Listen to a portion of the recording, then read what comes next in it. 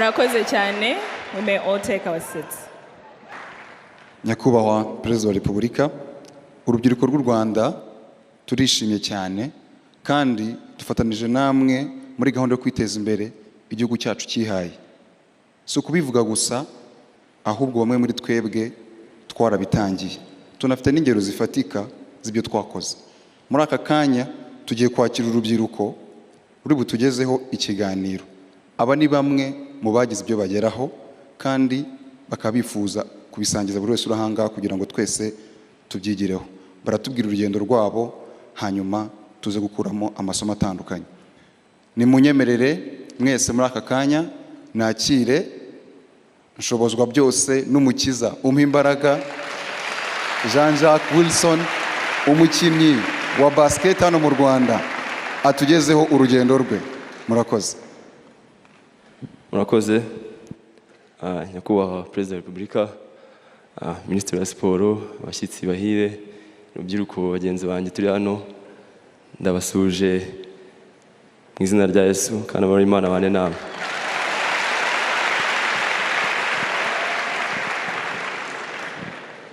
Amazina yanjye nitwa Nshobozwa byose n'umukiza Jean-Jacques Wilson, umukinnyi wa basket hano mu gihugu, nyina mu kipe ya Akomeye niyo mbarizwamo ubu ngubu. Urugendo rwanjye rwa basket rwatangiye niga mu wa gatanu, nakinaga football, nyuma yo gukina umupira w'amaguru aho nigaga bazana umukino wa basket. Hanyuma mbona umukino mwiza, ndavuga ati reka mpindure njye umukino wa basket ko football nabonaga bisa nk'ibigoranye mu gake. Hanyuma yo kubona umukino wa basket wazanye ku kigo cyanjye, ndavuga ati kaba ariho nisangamo ndijyaze ko nawukina. Ntabwo byari byoroshye muri make, gusa naragerageje. Nyuma aho ngaho nagize amahirwe yo gukina umukino w'abatengeje imyaka 18 ku rwego rw'igihugu 2016, mvamo amakipe menshi andambagiza, nisunga ikipe ya Espoir. Ikipe ya Espoir nayivuyemo njya mu ikipe ya REG, ariho benshi mwambonye muri bar, mu ikipe ya REG njya mu ikipe ya APR yo mbarizwamo.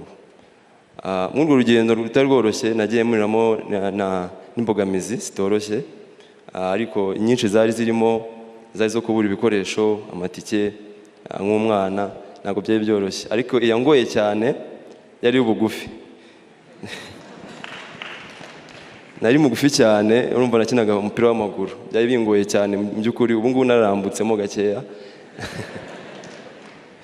Nari mugufi cyane, bakajya bambwira ngo ntabwo uzashobora umukino, ntabwo uzawushobora.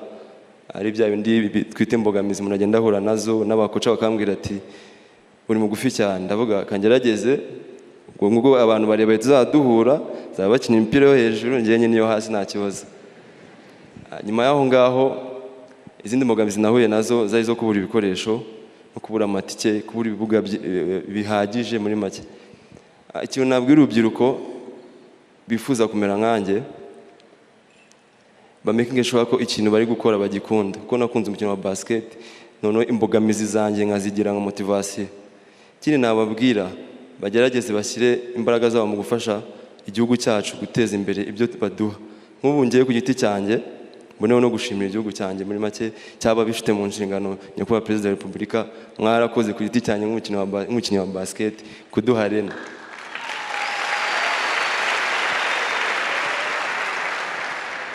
Najyaga ngira amahirwe ngasohokera ikipe y'igihugu, nkajya hanze ngasanga ibibuga bya basket binini wenda biruta icyo twari dufite cy'amahoro, nkagerayo nkafata amavideo nkishima. Ariko ubwo aho rena yaziye nsigaye ngerayo sinabyitaho, nkavuga ati mwebwe muracyari hasi, namwe muzaze mu rugo. Binashobotse rwose tubonye arena nyinshi zirenze zo dufite, mwamudufashije cyane. Nashaka gusoza nshimira kubw'uyu mwanya mwamaye wo kwemera kubaganiriza urugendo rwa basket. Hanyuma urubyiruko, ikintu nababwira, dukunda ishuri, kuko njye nahuye n'umukino wa basket murana wo mu ishuri. Ikindi kintu nabwira urubyiruko, dukunda ishuri, mbisubiremo, nahuye n'umukino wa basket murana wo mu ishuri. Tureke ibiyobyabwenge, nk'ubu njye ndacyari umunyeshuri kandi nabigize umwuga wo gukina basket. Ndakina nkaniga, dukunda ishuri, tugisha inama ababyeyi, tugisha inama abaturuta n'abo twasinye mu mukino wa basket, kugira ngo umuntu agire icyo ageraho nk'umukinnyi cyangwa se mu buzima busanzwe. Kumba kugira discipline, ukagira gusenga, guca bugufi no kubaho wasanze mu mukino.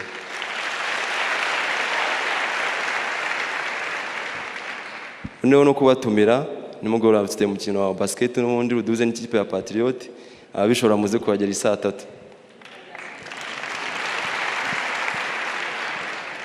Hanyuma gato ntabwo ari muri siporo gusa, n'abarwiyemezamirimo turabafite bafite ibyo bigejejeho. Munyemere nakire mugenzi wanjye Joseline.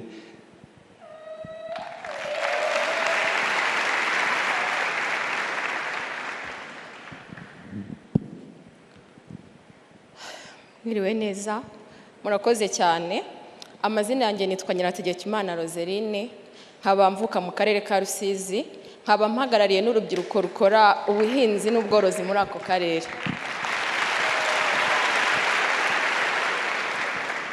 Si ibyo gusa, ndi na rwiyemezamirimo, mfite ikigo cyitwa Wake Roseline gitunganya igihingwa cya Rosella hibiscus, ngira ngo abenshi bamaze kukimenya.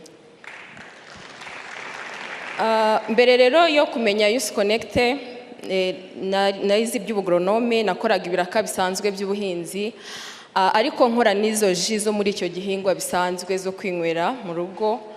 Ariko nyuma maze kumenya Youth Connect muri 2017 naritabiriye bisanzwe, ariko sinabashije kubona igihembo.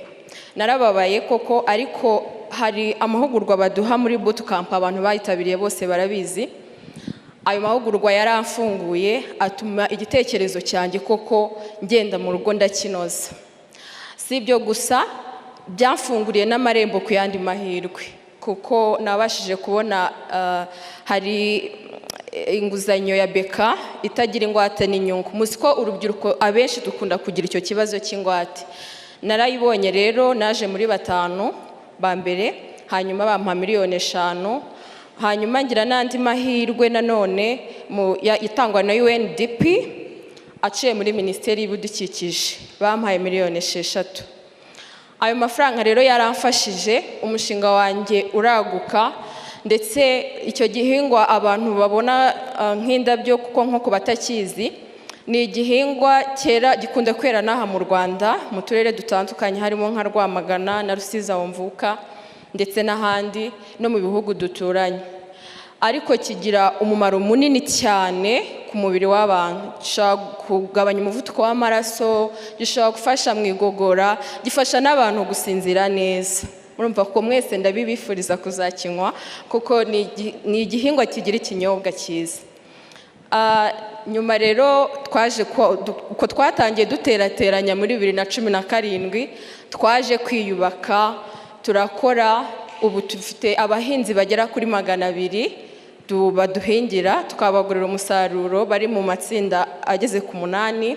Dufite n'abakozi dukorana bahoraho bageze kuri 7, bose bibafasha kwiteza imbere, bikabafasha no gutunga imiryango yabo. Nubwo ari abantu bakibona nk'indabyo, abenshi baravuga ngo kirimeza, twe twakibonye nk'imari. Ubu nicyo turisha, nicyo kitugaburira, nicyo kigaburira abo bakozi. Murumva ko twanagikuyemo ibicuruzwa bitandukanye. Dufite ibicuruzwa bigeze kuri 6 dutunganya. Hari ibyo twumisha, hari izo dusya, ibyo byose biradufasha. Kandi dufite n'amasoko, hari amasoko dufite hano mu gihugu, muri supermarché atandukanye nka Simba ndetse n'ahandi. Dufite n'andi masoko mu bihugu duturanye. Si ibyo gusa, twanatangiye no kurambagiza mu bihugu by'Uburayi, kuko twoherejeyo sample mu gihugu cy'Ubufaransa. Nagize n'amahirwe yo kuhigerera mu imurikagurisha mpuzamahanga ryitwa CIAR. Twohereje na sample mu Bushinwa, aho hose kandi twiteguye neza ko bazatugurira, kuko rwose tuzabahereza ibintu byiza. Nyuma y'ibyo rero dufite imbogamizi, nk'uko n'urundi rubyiruko rusanzwe ruzigira. Hari imbogamizi twagiye tugira byo kudahaza amasoko dufite, ariko nko kwishakamo ibisubizo. Nk'intore twishatsemo ibisubizo, ku buryo ubu tumaze kubona ubutaka bwa hegitari 6 tugiye guhinga muri iki gihembwe cy'ihinga tugiye gutangira. Iyi nama rero nagira urubyiruko bagenzi banjye, icya mbere ni ugutinyuka, ni ugushaka amakuru. Aha hasi mu murenge, bahereye mu murenge aho tuvuka, rwose amakuru niho hahera, kuko nanjye niho natangiriye, niho namenyeye Youth Connect. Rero nkagira inama urubyiruko ko rwajya rugera ku murenge rukamenya ikigezweho, rukamenya se rugashaka amakuru, kuko niyo ntangiriro yo gukira. Ikindi nagira urubyiruko ni ukuba inyangamugayo, rukaba inyangamugayo, ukubahiriza gahunda z'abakiriya, ugatanga serivisi neza, igihe ubonye isoko ukaryubahiriza, ugakorera ku gihe, ukaba inyangamugayo, koko izo mbaraga bakubonaho zikagaragara. Ikindi ni ukwigirira icyizere, ni ukwigirira icyizere, ndetse mbwira n'abantu batwumva ko nabo batugirira icyizere, kuko turashoboye, dufite imbaraga, dufite ubwenge, dufite ibitekerezo, banadushoramwo amafaranga, ntibatinye gushora imari yabo mu makampani yacu, kuko turashoboye kandi twagera kure, tukubaka n'igihugu cyacu. Hanyuma sinabura gushimira, ikintu cya mbere nshimira ni uko nshimiye nyakubahwa Perezida wa Repubulika mureba imbone nkubone. Ni amahirwe yandi nongeyeho ku mahirwe leta yampaye, aya nayo abaye andi mahirwe yo kumushimira mwirebera.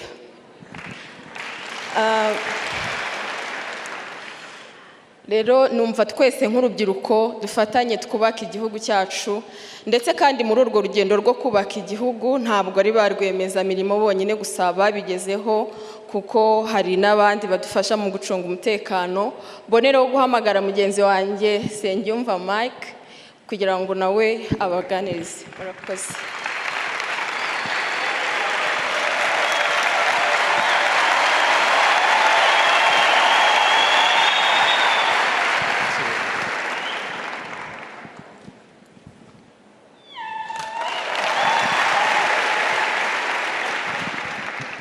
Murakoze. Nyakubahwa Perezida wa Repubulika, mukaba n'umugaba w'ikirenga w'ingabo z'igihugu, banyakubahwa abayobozi, rubyiruko bagenzi banjye, mwaramutse neza. Nitwa Capitaine Nsengiyumva, mfite imyaka 29 y'amavuko, abandi umwe mu ngabo z'igihugu. Uyu munsi mpagaze aha kugira ngo mbasangize impamvu zatumye nifuza kuba mu ngabo z'igihugu.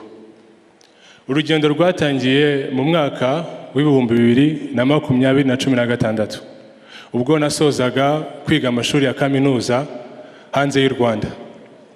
Nubwo rwose aho nigaga mu mahanga batwizezaga ibikomeye, batwizeza ibitangaza, kuva nkiri muto natojwe yuko ubwenge bwacu, ubumenyi bwacu, imbaraga zacu zigomba guteza imbere igihugu cyacu.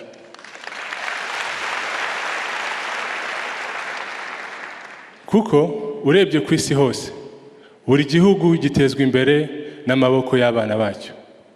Nuko rero nafashe icyemezo cyo gutaha mu Rwanda. Ngeze mu Rwanda mbona akazi ku isoko ry'imigabane, makora igihe cy'umwaka. Nubwo nari nyuzwe n'akazi nakoraga, ariko numvaga ntaragera ku intego nihaye. Mu by'ukuri je nabonaga akazi k'igenamari nagakora n'ikindi gihe kizaza mu buzima bwanjye. Ariko ikiguzi gikomeye kuba uri muto, ufite imbaraga, uri urubyiruko, ni ibintu biba rimwe mu buzima. Ariyo mpamvu numvaga ngomba gutanga umusanzu wisimbuyeho ku gihugu cyanjye. Nuko natekereje kujya mu gisirikare. Impamvu ya kabiri, nabonaga hariho abandi benshi tungana bamaze kuba abasirikare. Twari tuziranye tukiri bato, kandi nkabona ni umwuga ubateye ishema. Impamvu ya gatatu, ari nayo y'ingenzi, nuko gukunda igihugu kugeza naho wakitangira ni umurage ukomeye twarazwe n'abasekuruza.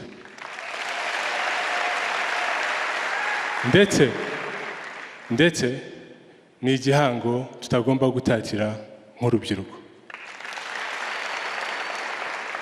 Muri make, aho natangiriye imyitozo ya gisirikare, n'ubu nkaba nkora umwuga wa gisirikare, nahuye n'abantu benshi baturutse mu ntara zose z'u Rwanda, abaturutse mu mujyi ndetse n'abaje bavuye hanze, harimo abanduta, abonduta n'abo tungana, ariko twese duhuriye ku kintu kimwe, gukunda igihugu ku buryo bibaye ngombwa wanakitangira. Nyakubahwa Perezida wa Repubulika, mukaba n'umugaba mukuru w'ingabo z'igihugu, munyemerere ngira inama urubyiruko bagenzi banjye. Kurinda ubusugire bw'igihugu ni inshingano zacu, cyane ko ari twebwe mubare munini w'Abanyarwanda, nk'uko byagaragaye yuko turenga 65%. Niba uyu munsi u Rwanda rufite amahoro, tukagira naho tujya guharanira amahoro mu bindi bihugu bya Afurika birimo Sudani y'Amajyepfo, Central Africa na Mozambique, twe nk'urubyiruko bigomba kutugaragariza yuko tutagomba kujenjeka, ahubwo tugomba gukomera ku ntego, tukirinda ikintu icyo ari cyo cyose cyatuyobya cyangwa icyo ari cyo cyose cyatwangiza, bikazatuma tudakurikiza urugero ababyeyi bacu babohoye igihugu bagagarika na jenoside baduhaye.